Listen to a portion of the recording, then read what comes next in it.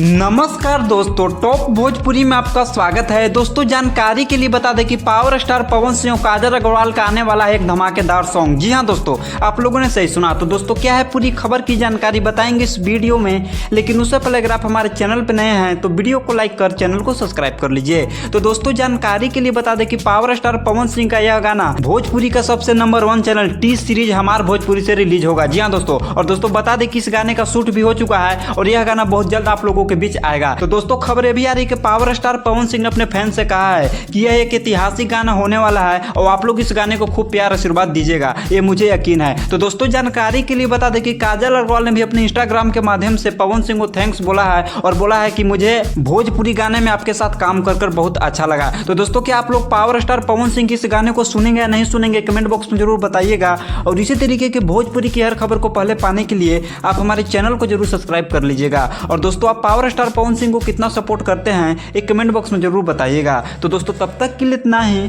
अब मिलते हैं अगली वीडियो में।